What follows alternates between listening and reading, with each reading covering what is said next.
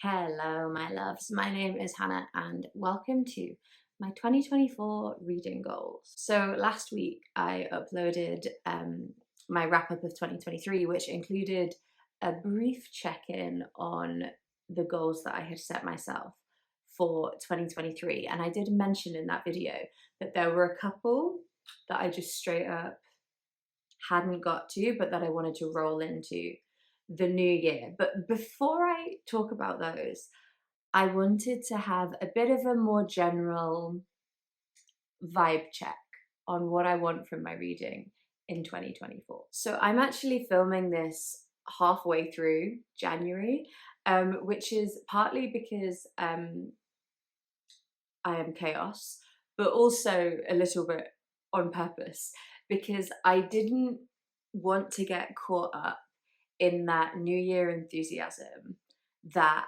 it's so easy and lovely to get caught up in.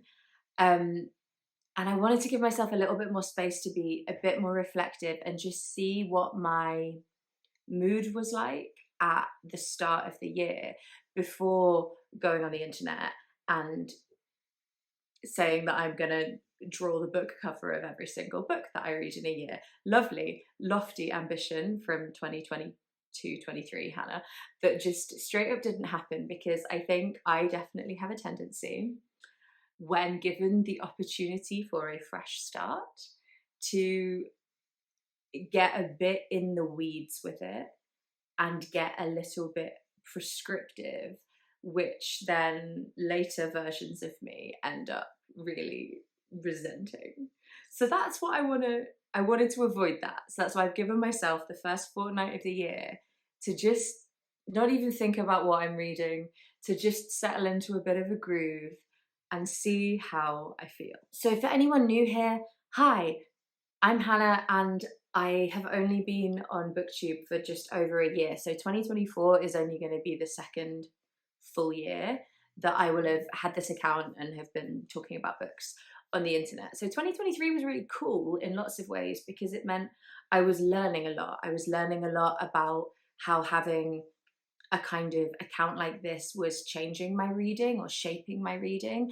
And it did that in lots of really cool ways that I want to hold on to.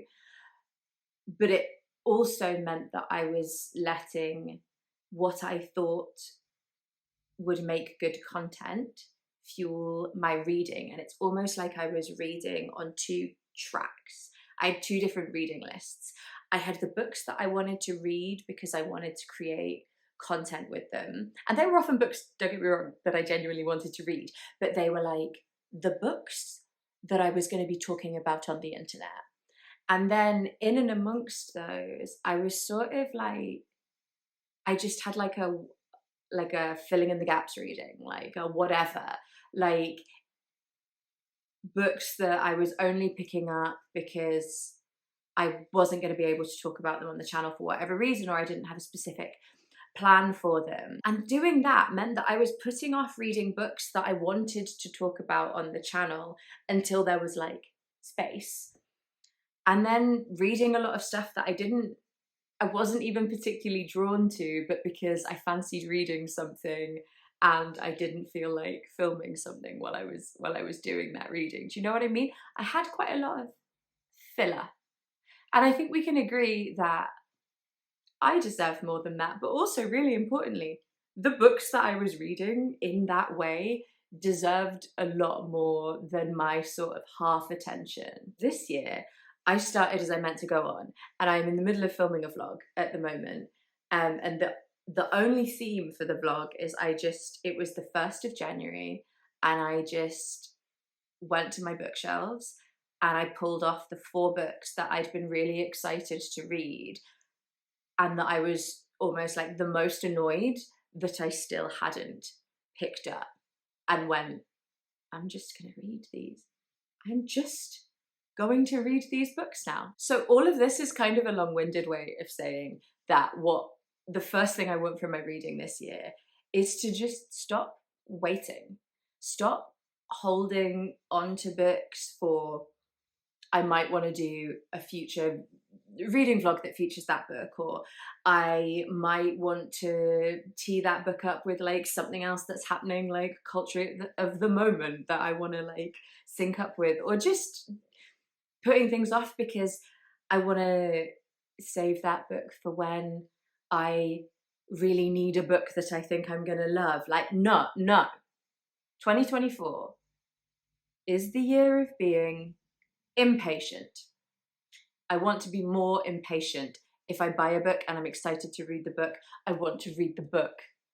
I want to read the book. So as well as impatient, there are two other words that have sort of cropped up as I was like writing down my reflections for what I wanted to talk to you about, but I'll flag them when we get to the specific goals that they relate to. I want to read what I'm in the mood to read, what I feel like reading, and let the content that I create follow on from that, and not have my reading be so directed by kind of abstract ideas of videos that I might want to create, or indeed because I have set myself specific goals, which we'll get to later.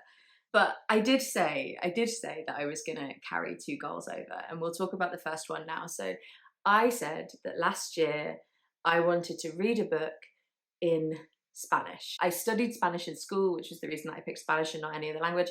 And I had been trying to build my fluency back up. I was using Duolingo, and I well and truly fell off the Spanish wagon in 2023. I don't think I have been on Duolingo in about 5 months, and I have to tell you, the more that that little bird pops up on my phone, the less likely I am to want to use the app. Like, that sort of peer pressuring does not work for me. But that being said, my own discomfort and anger, frankly, at myself that I only speak one language is far greater than my annoyance at the little green bird. So this year, we are doing it. And I had originally thought, I'm bending down to get some books. I'd originally planned to read like a kid's book in Spanish, but then I happened to be in the Oxfam Books on Byers Road in Glasgow, which is the definitive best Oxfam Books in the UK. I was going to say in my opinion, but no, factually, it actually is. And I happened to see this book, Pájaros en la boca y otras cuentas by Samantha Schweblin. And this is a collection of short stories. Samantha Schweblin is an Argentinian writer. And I was like, well, it's right there. It's right there. And it's sitting on the shelf, and it's originally written in Spanish, and that's so much better than just reading like a Spanish translation of a kid's book. So I bought it, and because I failed at my goal last year, I don't get to read a children's book anymore. I now have to read a short story collection. And those of you who have been on my channel before will know that I don't love short stories.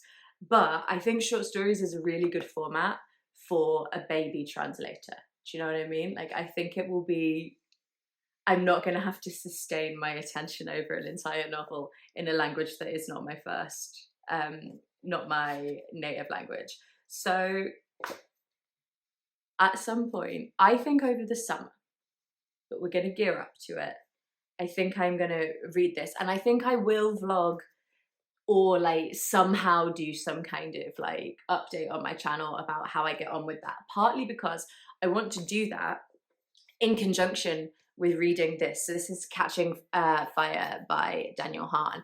And this is a book that my friend Rachel got for me in my Not So Secret Santa in one of my book clubs a couple of years ago. And Daniel Hahn is a translator. He translates from Portuguese, French, and Spanish. And I'm pretty sure in this translation diary, he is translating a book from Spanish. From Spanish it will be. Yeah, from Spanish into English.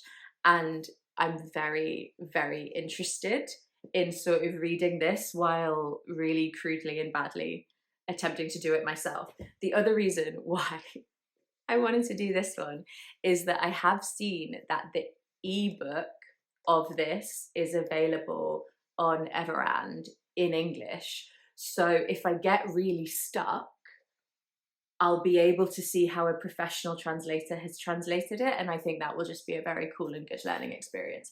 Feel free, if at any point you are interacting with me on social media, to ask me how my Spanish is going. Or even better yet, just start talking at me in Spanish. Give me no choice, that'll help. So the second goal that I've carried over from last year links to something that I want to do more widely in my reading and my life, actually. And I was listening to the episode of the Books Unbound podcast where the hosts, Ariel and Raylene, were talking about their reading goals for this year. The other reason why I really like doing my reading goals at this point in the year is because I can hear everyone else's reading goals first and steal them. But Raylene was talking about how one of her goals was to read fewer than 50 books. You heard that right, fewer than 50 books. And she normally reads around like 100-ish, 90 to 100 books in a year. So she wants to halve the number of books she was reading. And everyone and Ariel on the show was kind of stunned by that. But she said that she wanted to do that because as much as she loves reading, it's like her default activity. And so it's the thing that she'll automatically reach to. And she'll always enjoy it, but it means that it gets in the way of doing other things that she might also enjoy. And I felt really confronted by that because same. I love reading, and so it's not surprising that it's the thing that I spend most of my time doing.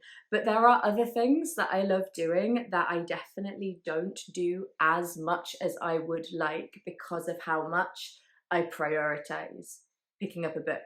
I also noticed that since I set up my own booktube channel, I spend far less time watching and interacting with the content of the booktubers who inspired me to do this to begin with. And I love their content and I miss watching it.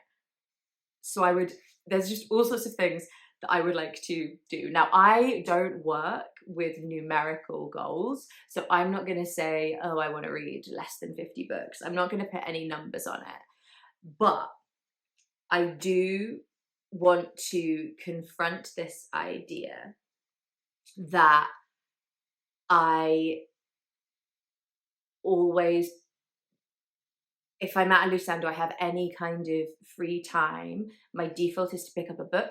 It is my comfort zone. It's the thing I love doing. And this year, I would like to get just a little bit more uncomfortable.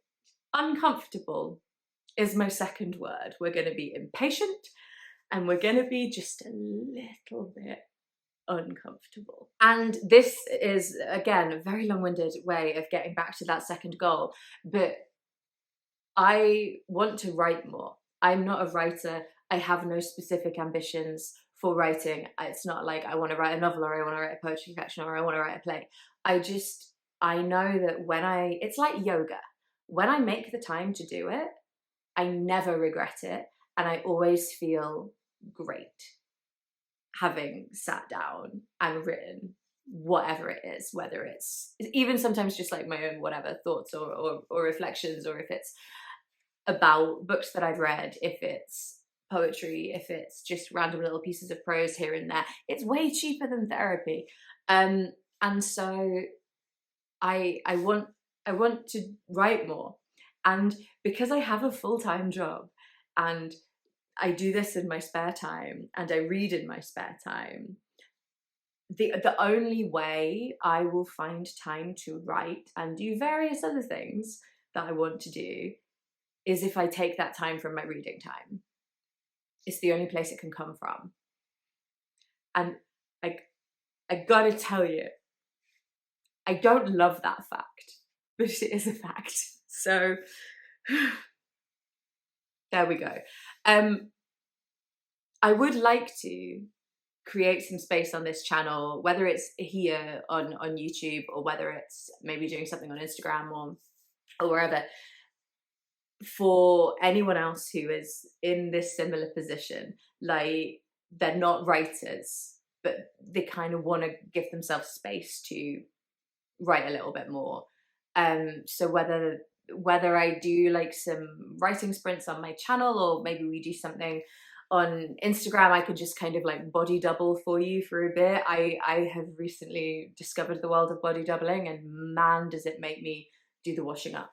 So yeah, if you're interested in body doubling while we both do some writing, let me know. I think it would be fun to do something, but I don't know what format or structure it would take, but I think it would be fun. The next sort of goal or intention I have for 2024 is related to something that I started last year and still haven't finished.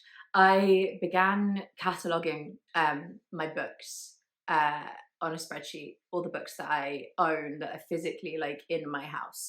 And it has been a very slow process because I lose my enthusiasm for it very quickly. But I'm determined to finish it. And the reason I want to finish it is because I want to understand myself more as a reader, but also as a buyer of books. And I want to make more informed and mindful choices about what I buy and read going forward based on what I already own. So I will do, when I finish, I will do a full video about the process of cataloguing them and things that I've noticed and trends and things that I've seen. But some of the things that I've been putting in the spreadsheet are like the provenance of the books. So like where I've got them from, and if I've got them from a shop, what shop I've got them from. But also kind of how long things have been sat on my shelf. I do have quite strong memories normally of when and where I bought books, which is amazing because I am not a details person at all. But I do seem to be able to remember those.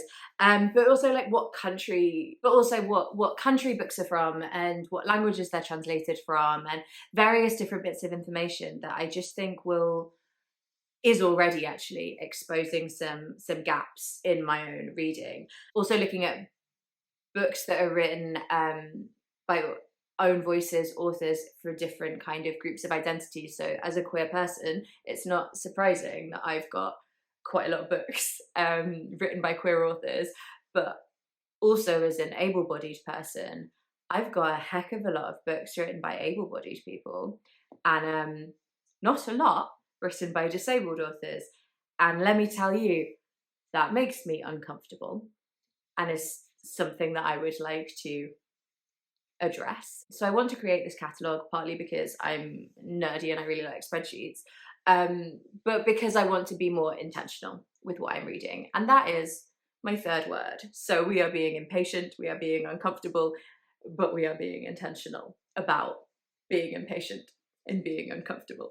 So like I said, the process already, and I haven't finished cataloguing everything, but it is already throwing up, like I said, some gaps in my reading. And now I don't read, my books that I have on my shelves are not the entirety of the world that I read. I get books out from the library. I read a lot of ebooks and audiobooks that I get from the library or from other subscription services. But we do live in a capitalist society, and as long as we live in a capitalist society, I want to pay attention to the books that I am actually choosing to spend money on. I have been, over the last few years, reading more from a more diverse range of countries and lived experiences, but I have noticed, for example, there are some really big like regional gaps in my actual books that I own. So I have quite a lot of Asian books, but they're mostly books from Japan, Korea, or India.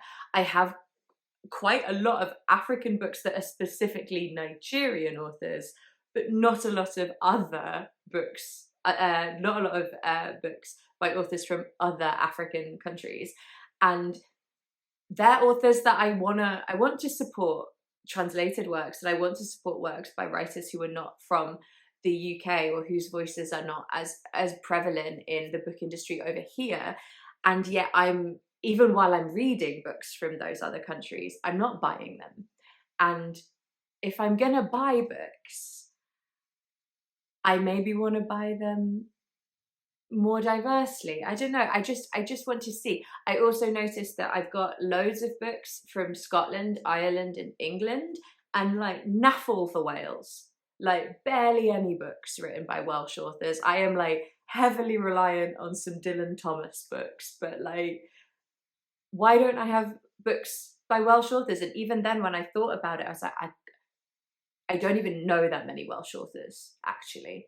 Or maybe I do, but I don't know they're Welsh. And maybe I just think of them as British authors and don't know. But I'm just kind of like picking a little bit at my own reading. I also would love to. A while ago, I recategorized my bookcases and I organized all my fiction by publisher, which was really interesting because previously I wasn't always like super aware of like different publishers. Like I knew the big ones and I knew some small presses and stuff, and I was always interested, but I didn't necessarily like clock who the publisher was of a book that I was reading, for example. And I've enjoyed, as a process of having my books in that order, feeling like I'm getting to understand the identity of different publishers more, but also seeing how many of the books that I own are from like the big 5 publishers or their various imprints, as opposed to from indie presses. And I would love to spend more of my time buying books from independent publishers, partly because they're good and we need that like diversity of voice, and they do such an important and enriching thing for the book industry, but also because big books that are published by the big 5 publishers are far more likely to be stocked by my local library. So they're far more likely to be accessible to me through other means than books from like smaller indie presses. So there's a few things. Poetry. My God, I read Jen Campbell's poetry collections, both of them actually this year, and I absolutely loved them. But I read them partly because I'm a fan of Jen's channel, but because Jen is from the Northeast, and I had a whole thing last year where I was trying to read more authors from the Northeast of England, which is where I live. And I read her poetry for that reason and really enjoyed it and thought, I own quite a lot of poetry, but it's mostly like legacy hangover stuff from doing my undergraduate degree in English Lit, and not a lot of contemporary poetry, not a lot that's been written recently. So again, that's just something that it's been like throwing up as I've been like actually really looking at the books that I own and what I actually read. And yeah, some of the things that are coming up are making me feel a little bit uncomfortable about my buying habits and my reading habits. And I think that's okay. That's okay. That is the spirit of the year. So yeah, so they're the vibes I'm going for, of being impatient, intentional, and already forgotten, uncomfortable. But I do have some more tangible, specific things that I'd like to do with my reading. The first is, in the past, I've really enjoyed doing the yearly Read the World challenges on Storygraph. So normally they pick 10 countries every year, and you aim to read a book by an author from that country over the course of the year. And I think that's a really cool, interesting way of trying to diversify your reading. However, it hasn't always worked for me every year. I stopped enjoying the fact that I had to read from those 10 countries in that year. So I've switched, and I've found a challenge on Storygraph that's a Read the World challenge, but it's not time bound, it's totally open, and it's just all of the countries in the world are in that challenge. And so I am going to start picking them off that way with no specific goal on when I finish or how many I have to get to at any particular milestone, but just using it as a way of checking that I am being as broad as possible and as global as possible in my reading. I had started last year like vlogging my reading experiences of each of those specific books. I'm not going to do that now, partly because I don't think vlogs where I'm just reading one book are necessarily what you guys want, but also they're not necessarily my favorite to film either. But I thought I would maybe do like a quarterly check-in with you. So 4 videos over the course of the year where I just tell you the books that I've been reading in that 3-month period and which countries I've ticked off, and tell you a little bit about the books that I've been reading. I am going to count books that I have previously read for the last 2 years of Storygraph Read the World challenges and no other reading, because it's going back to the intentional thing. Like, I don't want to sit and scratch my brain to be like, have I read a book from Finland before? Let's assume I haven't, and go get a book, find a book for that country and read it afresh. I know there will be tons and tons of books that I've read from loads of different countries, but if it was the last 2 years of Storygraph challenges that I actually managed to complete and read books for, I'm going to copy those across to the new challenge. And other than that, we are starting at ground zero, including like England. But I am going to warn you that for the first half of the year, that global reading is going to look pretty Eurocentric. But I have a reason for that, and I'm going to take a swig of drink before I tell you why, because it's a bit mad. Okay, so I am a football fan. It's not just me sharing facts. I'm a football fan. I enjoy the football. I particularly love me an international football competition. I get so into the World Cup and the Euros. And this year, it's the Euros. So back in 2022, Emma over at Drinking by My Shelf, who sadly doesn't create booktube content anymore, but who I absolutely loved when she did like a video that was like a World Cup of books. And I can't remember exactly what her parameters were, but I need to go back and rewatch the video actually. But it was like a little mini tournament where she subbed all the countries for a book and then like fought them off and saw who the winner of her little World Cup was. And I've been very inspired by that, and I'm going to do that, but differently and a bit more complexly and a bit more mad. So my plan, and I will do a full video probably closer to the time that the Euros is going to be kicking off, explaining more fully my thinking, because to be honest, I haven't planned it out much yet. But there will be 24, I think, teams will be competing in the Euros. I am planning on reading a book from each of those countries and then doing a series of videos, possibly on TikTok, possibly on Instagram, possibly here, who the hell knows. But where for each fixture of the Euros, I face those 2 books off against each other with particular kind of like, so like the round 1, like the group games, round 1 might be all about writing style. So I like do a little video where I'm talking about this book's writing style versus this book's writing style. And then there'll be a winner and there'll be a score. And in that way, I will use my reading to incredibly scientifically predict the winner of the Euros competition 2024. Does that sound mad? I'm really looking forward to it. I think it's going to be fun. I will link below the countries in Europe that are participating in the Euros, so that if you want to join in, you can. There are 3 spots, I think, that are still to be decided because of playoffs. The playoffs are happening in March, so there's a few question marks, but there'll be a good chunk of the teams that are competing are already confirmed, so you could get cracking on some of those. So for that reason, a lot of my global reading is going to be European for the start of the year, and watch this space, I'm probably going to lose my mind. Never mind.